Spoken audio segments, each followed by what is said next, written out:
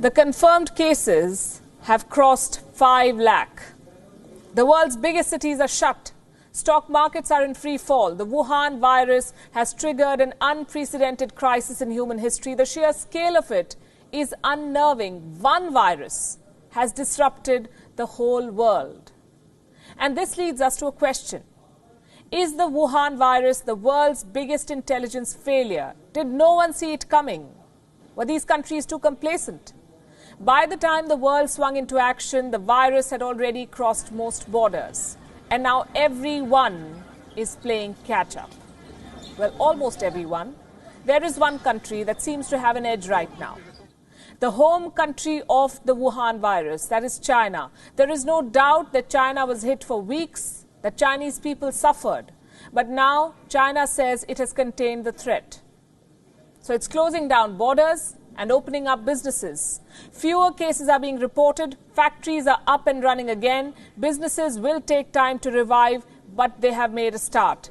Companies are being encouraged to make coronavirus supplies. They're making equipment other countries might need to fight the outbreak. Gloves, masks, personal protection equipment, even ventilators. So first China put the world in ICU, and now it is selling them ventilators. Is China profiting from this outbreak? As I said, the people of China have gone through unspeakable misery. Thousands have died, they've suffered. But big business and the government now stands to gain in China. And if this sounds too sinister a plot, look at this. This is a book written in 1999, and this could offer clues into the Chinese mindset. It's called Unrestricted Warfare, China's Master Plan to Destroy America. It's a book on military strategy. It was written by 2 Chinese generals, Qiao Liang and Wang Xiangzu. The book makes an argument. It says that China cannot defeat America in a direct military confrontation, but it can leverage its economic prowess to leave the Americans behind. Now, the book's assessment has some eerie similarities with the present situation. It is being quoted by conspiracy theorists. They claim that amid this coronavirus crisis, Beijing is executing its world domination plan. On this show, we do not go by conspiracy theories to make our assessments, so we set out to look for the facts. What we found was most interesting, and we have that for you tonight. Let's first talk about the situation in China. What is happening in China right now? Restaurants, zoos, even the Great Wall is open to tourists. Not foreign tourists, because they may bring back the virus, but the Chinese are out and about. As we say in television, they're moving towards normalcy. Restrictions are being lifted, factories are coming back online, businesses have resumed in many parts of China. At this rate, China's businesses will be up and running in a few weeks, not without government help. Like most countries, China too has announced a relief package to revive the economy. Communicated the figure of a totality of 344 billion US dollars. In terms of mainly fiscal measures. First and foremost, we try to stabilize the Chinese economy. And with the measures we have started to take, with the return of the work of the workers and the resumption of productive activities by the factories across the country, I think the Chinese economy is coming back to life. Coming back to life. They have a plan, revive the economy. What does this tell you? While major countries are struggling, China is already making a head start. China also has an interesting pattern. Look at this map. This is Wuhan and the rest of China. The coronavirus outbreak in China is what this map details. Now, some of the biggest cities in China were largely insulated from the outbreak. I say this is interesting because while the virus spread and unleashed chaos in the remotest corners of the world, it couldn't do much damage in China's top cities. I'll give you examples with numbers. Let's start with Beijing.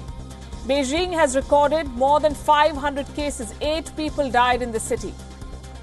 Do you know what's the population of Beijing? 2.15 crores. Shanghai reported 468 cases with 5 deaths. Shanghai has a population of 2.4 crores. Among the 10 most densely populated cities in the world, only 5 deaths, less than 500 cases. The point I'm making is that China's financial hubs have largely emerged unscathed from this crisis. They can bounce back quickly.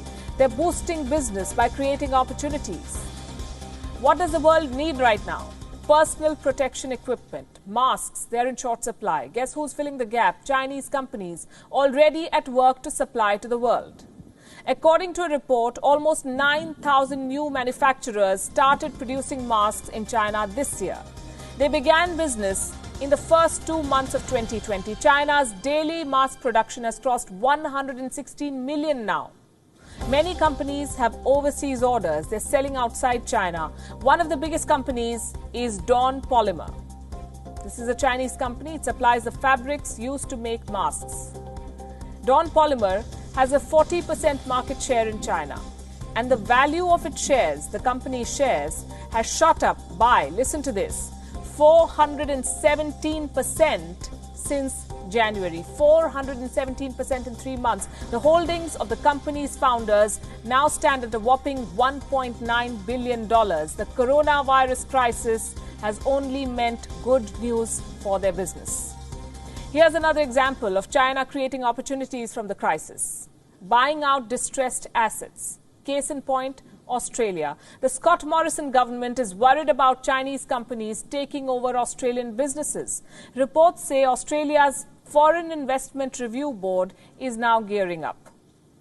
Why? Because they fear takeover attempts from China. Distressed Australian businesses and assets are on China's radar. It's not just Chinese companies that stand to gain. Foreign companies based in China are also back in action. BMW's factories resumed operations in February itself, last month. Fiat Chrysler has also restarted production. Foxconn has resumed work in its mainland China factories.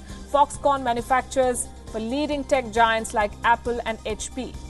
Tesla's factory in China is back online too, reportedly with help from local authorities. Members of the Chinese government allegedly helped Tesla secure key supplies. The Chinese government is going the extra mile to make sure businesses resume operations. In Shanghai, most foreign businesses are back in action. All foreign-funded enterprises have resumed operation, with an 80% employee return rate and a 70% business resumption rate. The overall situation is steadily improving. So while it sounds crass to say that a company or a country profits from a pandemic, these are the bitter facts. China exported a virus to the world. Now the world is sick and China is selling them the balm. And while the world tries to heal, China is already up and running.